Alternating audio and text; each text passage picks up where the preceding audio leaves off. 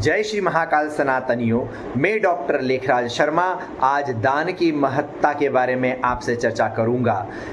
जैसा कि आप सभी जानते हैं कि इस वर्ष 2 ज्येष्ठ मास पड़ने वाले हैं और जो 2 ज्येष्ठ मास है उसमें जो मध्य का भाग होगा जो कि 17 मई 2026 से लेकर 15 जून 2026 तक होने जा रहा है। तो इस पुरुषोत्तम मास के कारण से इसकी महत्ता अत्यधिक बढ़ जाती है और इस पुरुषोत्तम मास में दान करने से इसका अधिकाधिक फल हमें प्राप्त होता है।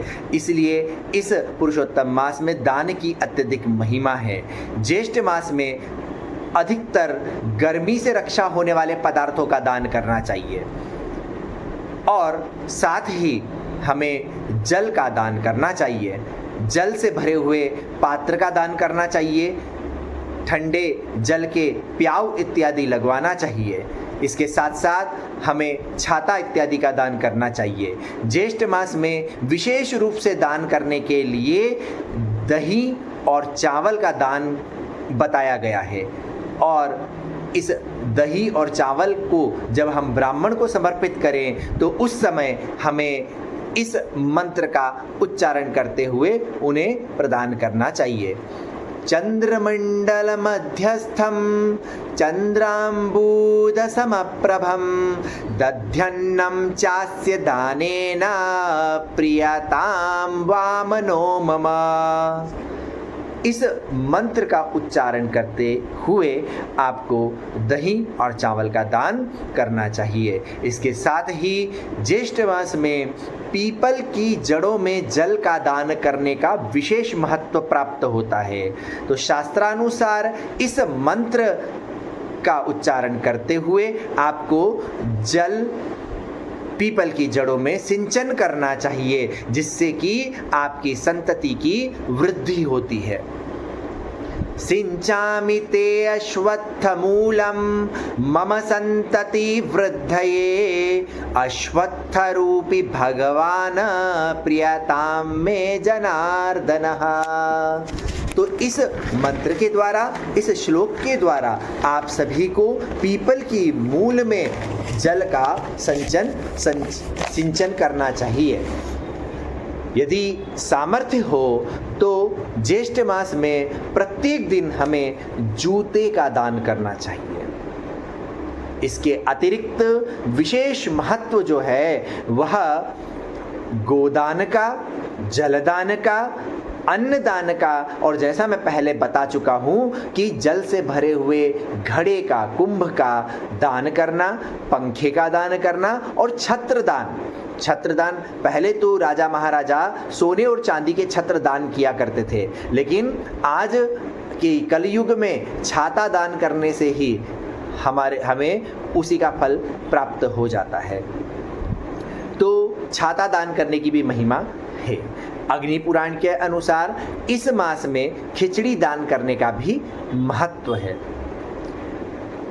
अब बात करते हैं हम पुरुषोत्तम मास की। अब ज्येष्ठ मास के साथ में ज्येष्ठ मास है, इसका मध्य भाग जो है 15 दिन हमारे गुजर जाने के बाद में जो शुक्ल पक्ष से प्रारंभ होकर के जो द्वितीय ज्येष्ठ का कृष्ण पक्ष का जो प्रारंभ है वह अधिक मास कहा जाएगा। इसके पहले के कृष्ण पक्ष का ज्येष्ठ मास के 15 दिन और अंतिम ज्येष्ठ मास के शुक्ल पक्ष के जो 15 दिन होंगे वह शुद्ध ज्येष्ठ मास कहलाएगा। जो पुरुषोत्तम मास है, पुरुषोत्तम मास के अधिष्ठाता देव हैं साक्षात भगवान विष्णु। और इस हिमाद्री में बताया गया है कि गेहूं के आटे और चावल के आटे में गुड़ और घी मिलाकर के पुए बनाना चाहिए और इस मास में भगवान विष्णु के मंदिर में या किसी भी मंदिर में या किसी भी ब्राह्मण को या हो सके तो जो जरूरतमंद व्यक्ति हैं उनको इन पुए का दान करना चाहिए। जब पुआ दान करें उस समय हमें इस मंत्र का उच्चारण करना चाहिए। विष्णु रूपी सहस्रांशु सर्वपापप्रणाशनः अपूपान्नप्रदानेन मम पापं व्यपोहतु।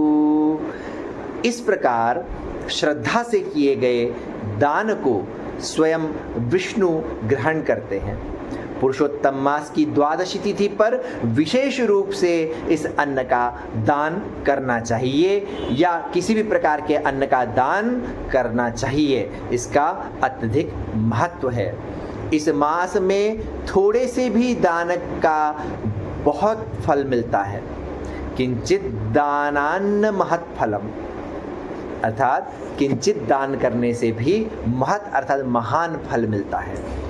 परंतु विशेष ध्यान दें कि दान करने से ध्यान करने के बाद में उसका प्रचार करना अच्छा नहीं है।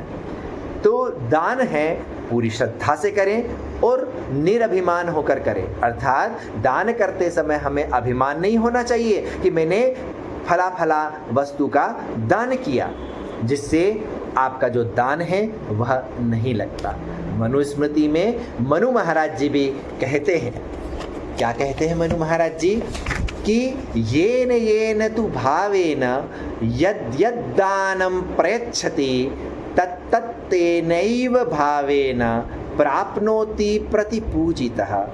तो मनु महाराज चौथे अध्याय के 234वें श्लोक में यह बात कहते हैं कि जो भी दान करें श्रद्धा भाव से करें और निरभिमान होकर के करें, तभी इस पावन मास में आपको 2 गुना, 3 गुना, 4 गुना, 5 गुना फल आपको प्राप्त होगा और आपका कल्याण ही कल्याण होगा। शुभमस्तु, कल्याणमस्तु। जय जय श्री महाकाल।